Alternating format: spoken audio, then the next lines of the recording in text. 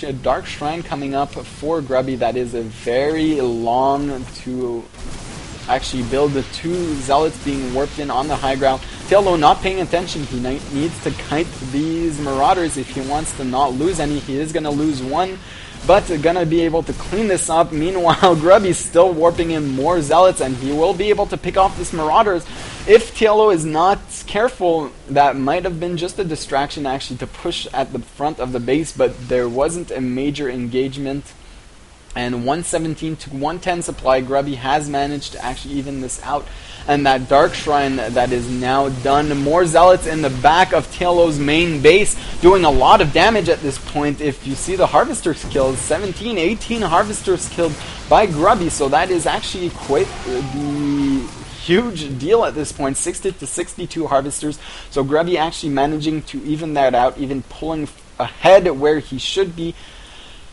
And really, these DTs are going to come in. We will see what kind of damage they can do. I don't think that TLO actually knows about these DTs just yet. Does he have vision? We see a nuke coming up actually for TLO.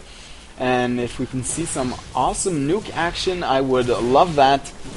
And nukes, I love what actually HD said about nukes in one of his latest casts.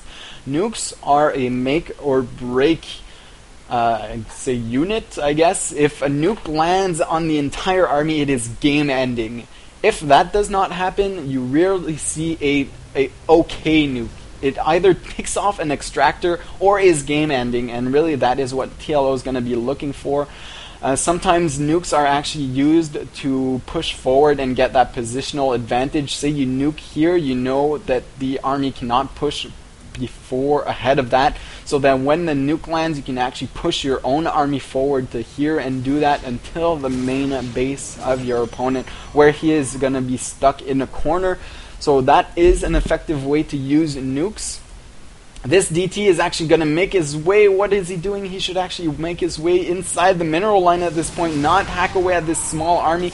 He is going to aim at these ghosts. He does spot it, and TLO picks off the DT before he can even manage to pick off a single ghost. So nice awareness by TLO, reacting so fast to that DT. There is another DT on the field here, and TLO does have more scans saved up. That DT who might be able to escape with barely 8 HP. A defensive nuke going up for TLO, and this is what I mean. He is going to get the positional advantage. He has to he has to run away from this nuke. This might be a bit dangerous at this point. But as soon as this nuke lands, I mean, Grubby is forced to pull back, and TLO is enabled to actually push forward here with a group of units that he should not be able to actually push forward with. And this is so dangerous by TLO, not engaging at the proper moment with the proper concave. He is going to lift up and actually get the high ground advantage, and that's what he needs at this point. He needs to save these units, because if he loses everything here, and actually going to drop the expansion while Grubby is forced to walk all the way around here, and TLO really utilizing what he can with this smaller army. He is utilizing the fact that there is not much anti-air in this main army composition. Huge feedback on the medevacs, almost taking out all 3. I think only 1 went down there. These Vikings are going to kill themselves to kill the Colossus. And only 2 ghosts remaining, with the 1 DT going to be able to prevent this from actually doing any kind of damage. And really, Grubby once again is looking so good. But meanwhile, TLO has dropped the main base and is taking out the main nexus as well as a few key tech buildings. Grubby is now way oversupplied, 149 over 118, taking a lot of pylons. And really, TLO doing the best he can with the little units that he can. And really, I feel like TLO should have done this the whole game. If he can manage to do this kind of damage with his units, these are very cost-efficient drops. You can see that he did not lose a single unit in there. They are all injured because they stimmed, but that is pretty much it. And if he can keep Grubby inside his base while he remaxes, can actually come back and pull forward. But that is such a huge army by Grubby. TLO going to try and take his 4th base, because his main is now mined out and his expansion is almost mined out.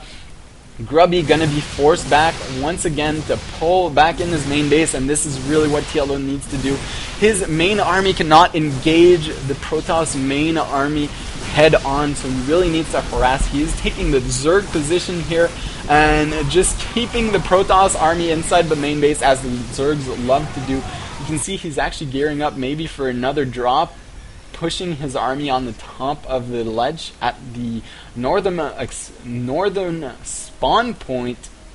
And this is really the headquarters where TLO will be able to load up some medevacs and drop the main base, although there has been a lot of damage done in the main base. So let's say that this expansion is now Grubby's main base. He has now just come back in supply. Supplies are dead even, 150 to 150, and this is one huge army by Grubby with those zealots charging forward. This Archon going to do huge damage. The EMP is not hitting as many units as they should. Just now hitting the zealots. He will, this is so close, will TLO actually be able to push this back? He does, along with that medevac support being able to heal back all that bio ball, despite those EMPs not landing as well as they could. More reinforcements by Grubby gonna be able to finally push TLO back. I like this target fire on the medevacs, because you can't let that medevac number get out of control, or else this bio ball just becomes so strong. That is one huge round of warp-ins. How many zealots was that? How many warp gates does Grubby actually have at this point? I can see there are 9 here, 4 more, that's 13, 14, 15 warp gates. That is a lot of warp gates. So he can warp in actually 15 zealots at once at this point. And you can see warping in a lot of Archons. These will be forced to actually move back here. Why didn't he just warp them in at front? He should really wait before engaging, because the Archons are not here to support. These zealots were actually behind the Stalkers, never a position you want to be in. Now TLO will be able to clean out a few zealots without taking any damage. He did overstim his army, stimming the entire thing there. He only has 2 medevacs, and that is why Grubby, it was so important for him to actually pick off those medevacs in the previous engagement. Nice storm forcing TLO back. The storm did not do a lot of damage to the actual units, but prevented TLO from actually moving forward with the rest of his units. Now gonna be able to force a cancel or even kill off this expansion. I did not catch that. And Grubby does have a lot of Archons at this point. That is one scary army, along with 4 Templars for that storm and feedback on the medevacs.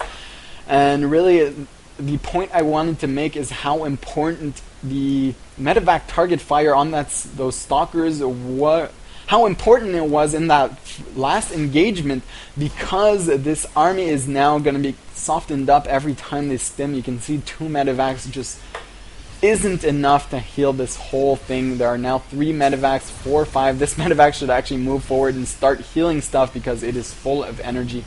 But that is the least of TLO's worries when there are 5 Archons, a whole bunch of Zealots, and a couple Stalkers out in front of his main expansion, I guess. Because that 4th base is going to be his main expansion. 2 Stalkers walking up here going to start doing a lot of damage. Preventing mining here is actually huge, because TLO is now mining from only 1 base. Meanwhile, Grubby once again has the gold base, and really, if TLO doesn't do more drops like he did in the mid game, he is just going to fall behind so fast at this point, because once again Grubby has the gold base, and I don't know why he wasted a scan there since he didn't have a Raven. But that Raven will prove to be useful. He can throw down some point defense drones or an auto turret because there aren't that many Stalkers. This Raven not doing much at this point. He does not have enough for a point defense drone. But TLO managing to actually clean this up, and this is gonna look so bad for Grubby. That was a huge engagement by TLO, and those EMPs really killed all those Archons so fast. And a great storm by Grubby, but is this gonna be enough? He is gonna lose his gold base, and that is 161 to 125 supply, and TLO having a great engagement there. Now there are a few units, a nuke even going down on these gateways, powering them out. And this is going to be GG by Grubby.